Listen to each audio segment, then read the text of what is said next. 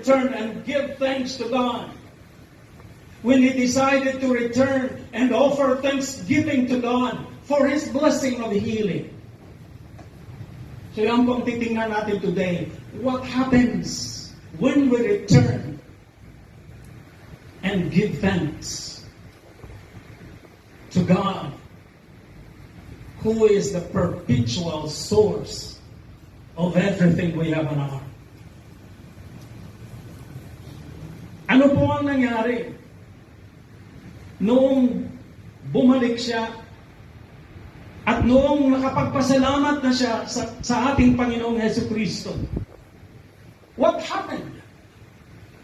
Yan po ang tutuklasin natin today. Sabi ko kanina, dalawang bagay po. From verses 17 to 19. Kasi tapos na natin yung 11 to 18 last time. Ito po yung response ni Jesus sa decision ng isang bumalik at nagpasalamat. At yan po ang titingnan natin today. Unang-una, verses 17 to 18. Sabi po dito, Jesus asked, di ba 10 ang gumaling? Were not all 10 cleansed? Nasaan ang 9? Bakit isa lang ang bumalik at nagpasalamat sa Diyos?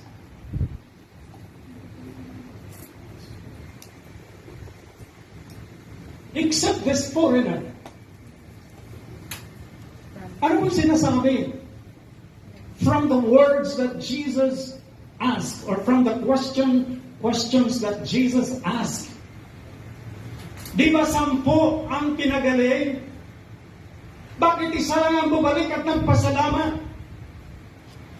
What is Jesus trying to say from these words? Response po ito ni Jesus sa decision ng isang leper na bumalik at magpasalamat. Nasaan ang 9? Mga kapatid, when we return to God, the source of our blessings, when we return and offer thanksgiving to Him, out of gratitude in our hearts, for what He has given, for what He has done, for what He is doing at the moment, sa ating mga buhay. Number one, we fulfill what God expects. Every time ang mga mananampalataya bumabalik sa Panginoon at nag-o-offer ng kanilang pasasalamat out of gratitude for God's goodness and God's faithfulness sa kanilang mga buhay, we fulfill what God expects. Pakinggan ninyo ng mahigi ang tanong ng ating Panginoon. Di ba 10 ang pinagaling? Nasaan ang siyam? These are words of expectations. Jesus was expecting them to return and give thanks. To acknowledge with humility and with gratitude the blessings they have received in the form of healing. Pero isa lang ang bumalik. Itong mga salita ng ating Panginoon, nagpapahayag ng expectation on the part of Jesus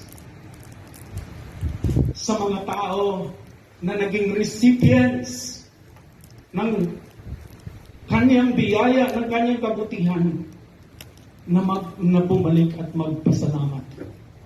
Kaya sabi natin last Sunday, yung pagpunta sa simbahan, hindi dapat yon isang mabigat na gawain ng Kristiyano.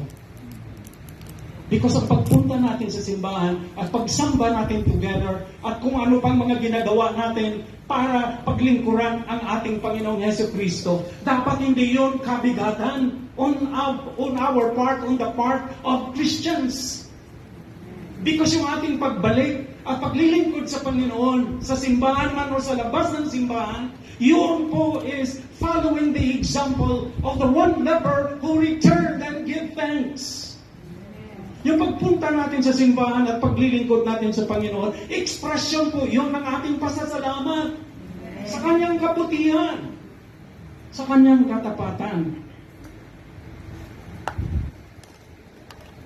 Bakit po importante na maging mapagpasalamat tayo? Why is gratitude or being grateful or being thankful so important sa buhay ng mga Kristiyano? I'd like to mention 3 reasons why Thanksgiving is so important. Unang-una, Thanksgiving saves us from egocentric living.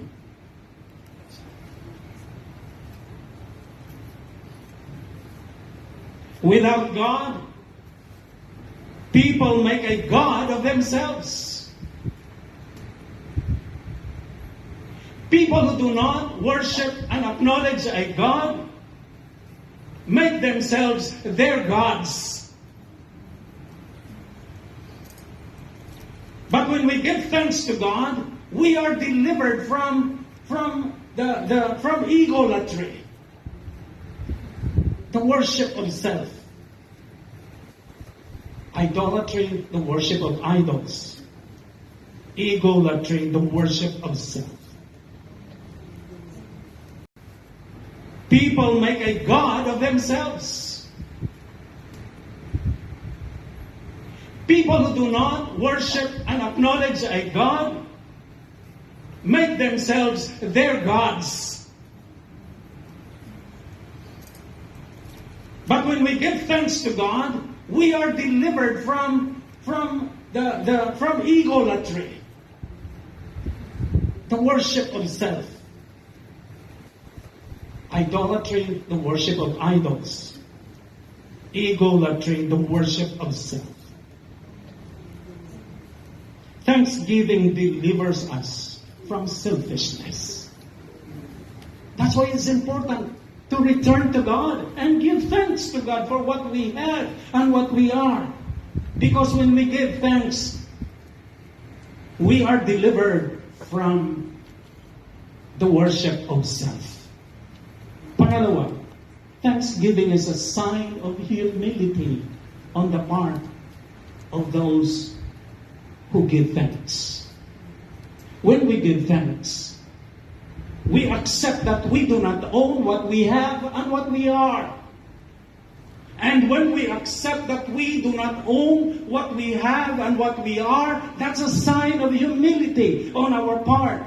Because we ascribe, we recognize God as the owner of what we have and are, including our lives, or especially our lives. When we give thanks, it is an acceptance that all we have belongs to God. That's why it's so important na magpasalamat tayo lagi. Because when we fail to return to God, who is the source of our blessings, we will fall into the pit of egolatry. And we will fall into the pit of pride instead of humility. But there's another third consideration why it is so important to be thankful people. Thanksgiving shows gratitude. Pag nagpapasalamat tayo, ibig sabihin, grateful tayo sa natanggap natin, sa favor na ipinakita or ipinagkaloob sa atin. Kahit lang ang kaunting gift, nagpapasalamat tayo. Kahit lang ang words of appreciation, nagpapasalamat tayo. And how much more on the part of the lepers, how much more yung gift of healing? Last time I mentioned na terrible yung ang buhay ng mga lepers.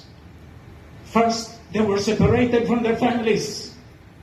Second, they were made to live sa isang isolated na lugar na hindi accessible sa mga common tao. They were not allowed to mingle with their families. They were not allowed to mingle with their communities. They lived isolated lives. They were ostracized by society. Hindi ka sila pwedeng malapitan eh. Kung may papasyal sa mga members ng family nila, they, according to law, they had to stay 50 meters away from people. At doon pa sila dapat magposisyon ang mga sarili nila doon sa direksyon ng hangin. Hindi sila dapat mag-stand sa pinanggagalingan ng hangin. Imagine that. Imagine how terrible their life was of the lepers were. And then when they were healed, ibig sabihin, ma-restore back na sila sa kanilang mga pamilya. Ibig sabihin, they will no longer live in isolated places. Ibig sabihin, they will be restored back to their communities, to their villages. You see? So this one leper returned and gave thanks dahil he was so grateful for the blessing of healing because it meant the blessing of restoration to their families and to their community. So the point, mga kapatid, is this. When we return and give thanks to God for what we have received from Him, especially the blessing of forgiveness, especially the blessing of eternal life of salvation, yan po ang pinakamalaking blessing na pinagkaloob ng Diyos sa atin, na hindi natin dapat kalimutan, na dapat natin pasalamatan.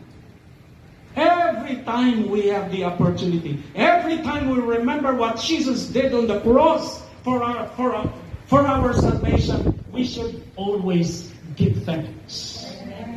Because when we give thanks, point number one, we fulfill what God expects.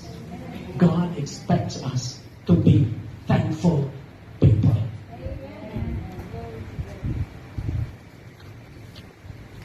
Pangalawa, sa verse 19, nakakapagtaka po, ang mga salita ng ating Panginoong Jesus. Pakinggan po ulit natin. Verse 19. Then he said to him, Jesus said to the leper who returned and gave thanks, "Rise and go. Your faith has made you well." O di ba gumaling na sila? Kaya nga siya gumaling at nagpasalamat dahil gumaling na po siya eh. Eh bakit ang sabi ng ating Panginoon, rise up, rise up. Kahit gumaling sila physically. Pero itong isang bumalik at nagpasalamat, total, genuine, complete ang kanyang healing. His body was restored, his health was restored, and his heart was transformed.